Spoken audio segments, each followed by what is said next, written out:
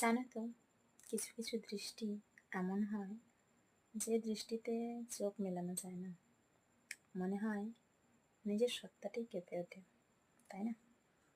যাই হোক, এটা যদিও আউট অফ টপিক ছিল, তো যেটা বলার সেটা আসলে বলি। সেই মানুষটাকে জীবনে ভালোবাসা উচিত যে তোমাকে পূর্ণ স্বাধীনতা দেয়, যে তোমাকে মুক্ত আকাশে উঠতে দেয়, যে জানে যে দিন শেষে তুমি তার কাছেই ফিরে আসবে, দিন শেষে তুমি তাকেই আপন ভাববে, দিন শেষে তুমি তার হয়েই থাকবে। তাকে তো ভালোবাসাই যায়, তাই না?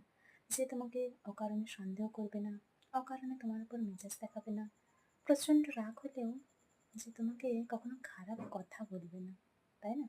হ্যাঁ, ইয়ার্কি ফাজলামি হতেই পারে, তবে সেটাও একটা লিমিটের মধ্যে।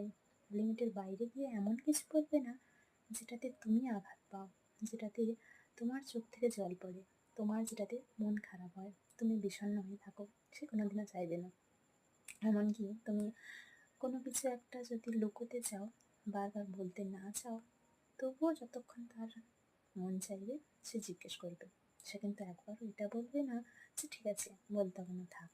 সে কিন্তু এটা বলবে না। আর রয়েছে, সে বরাবর তোমাকে স্পেশাল ফিল করাবে প্রতিটা মুহূর্তে। তুমি চাও বা না চাও, তাকে এড়ানো এতটাও সহজ না। ওই যে যে ভালোবাসা, সে তোমাকে ঠিক ভালোবাসবে। সে এমন করবে না যে তুমি ভালোবাসো না মানে সে তোমাকে ভালোবাসবে না, তা নয়। তার নিজের ভালোবাসার উপর জোর আছে, নিজের মনের উপর জোর আছে।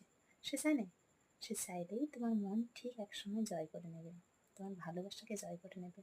না, ভালোবাসা সেটা নয় যার জন্য বুকের খাঁজ দেখাতে হয়। ভালোবাসা সেটা যে তোমার মনের খাঁজ পড়তে পারে, তোমার বিষণ্ণতাকে দূর করতে পারে তোমার মন থেকে। বুঝলে? শরীর থেকে যে ভালোবাসা হয় সেটা তো সময়ের সাথে সাথে একসময় কেটে যাবে, কিন্তু কারোর মন দেখে যে ভালোবাসাটা হয় সেটা হুট করে যায় না, তাই না?